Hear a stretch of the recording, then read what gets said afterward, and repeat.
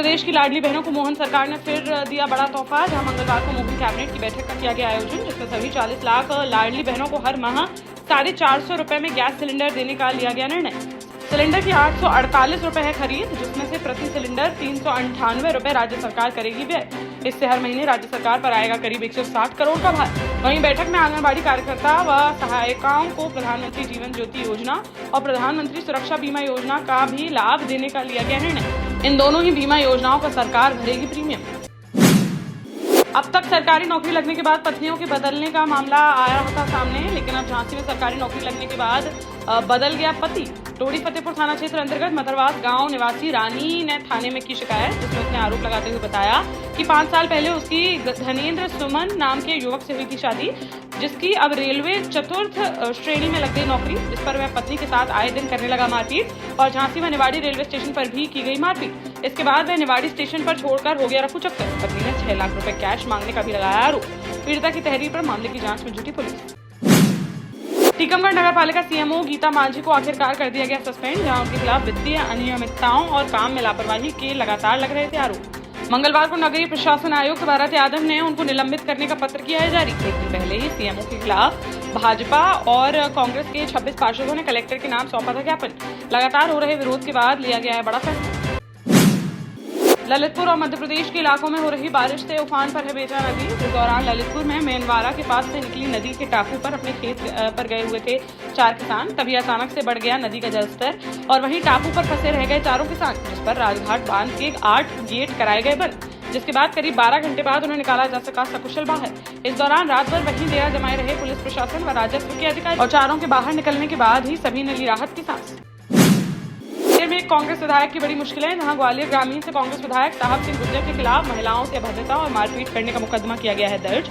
आदिवासी महिलाओं का आरोप है कि विधायक ने उनके बाल पकड़कर की है मारपीट, जिस पर महाराजपुरा के मऊ पहाड़ी की रहने वाली इन महिलाओं ने एसपी से की थी शिकायत, जिस पर विधायक के खिलाफ दर्ज हुई एफआईआर।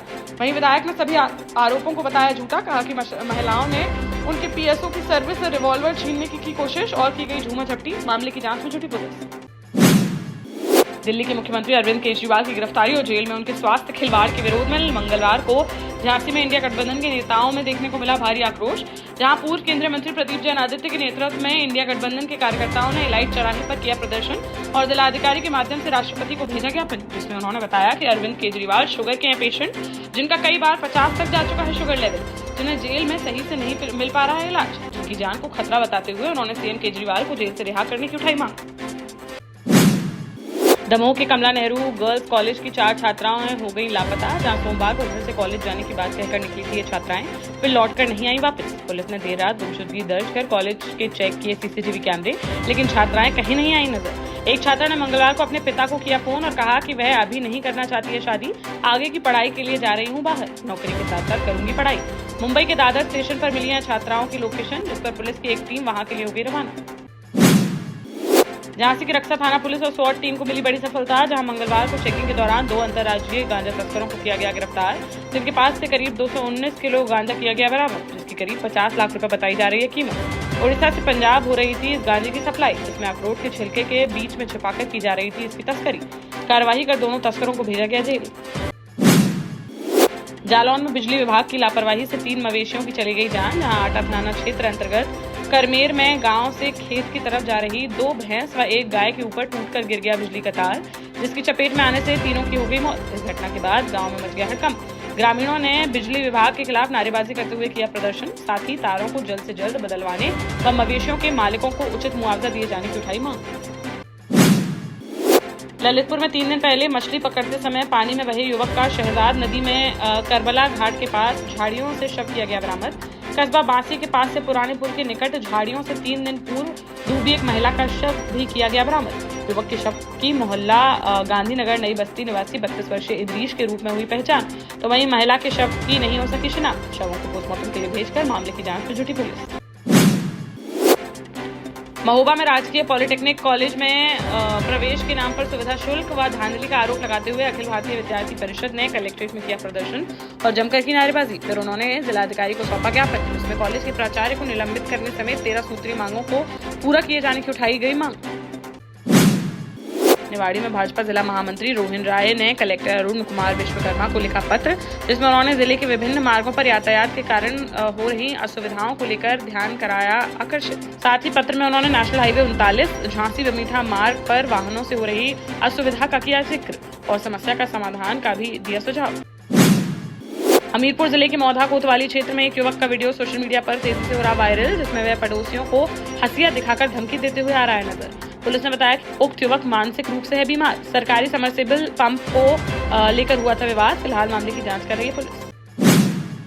टीकमगढ़ के नगर परिषद लिधौरा के वार्ड नंबर 8 में आम रास्ता बंद करने का मामला आया सामने, जहां वार्ड के कुछ लोगों ने सीधी सड़क पर पत्थर रखकर लोगों का आवागमन कर दिया है बंद, जिस पर मोहल्ले के लोगों ने इसके विरोध में मंगलवार को तहसील कार्यालय में किया प्रदर्शन और तहसीलदार को ज्ञापन देकर आम रास्ते से अवैध कब्जा हटाए जाने की उठाई मांग।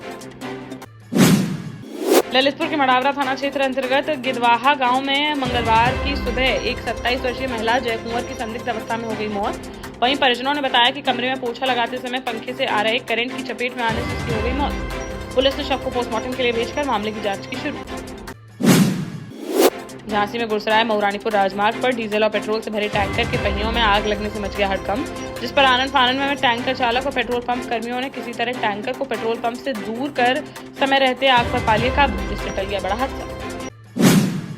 देश का जाना माना सैनफिन ग्रुप आपके लिए फिर लाया है झांसी में वास्तु के हिसाब से फ्लोर प्लान सहित एक शानदार टाउनशिप, जिसमें सुरक्षा की दृष्टि से सीसीटीवी, एक ही ग्रैंड गेट से एंट्री और एग्जिट, चौड़ी सड़कें, parking, car wash area, senior citizen and international fountain parks, swimming pool, gym, badminton, tennis आदि courts, school, hospital, shopping mart आदि कई सुविधाएं। इसीलिए तो हम झांसी में लोगों की पहली पसंद। 12 साल पहले अपने स्टार्टअप के साथ ही योग्य नेतृत्व, अनुभवी टीम और सक्षम सेंट्रलाइज और उत्तरदायी प्रबंधन के बल पर सबको घर गुणवत्ता के साथ समय पर घर की योजना के तहत सैनफिन समूह ने बहुत ही कम समय में 1500 से ज्यादा यूनिट्स को दिया है कब्जा। समय पर डिलीवरी से हमारे ग्राहकों में बड़ा है विश्वास और मिली है संतुष्टि।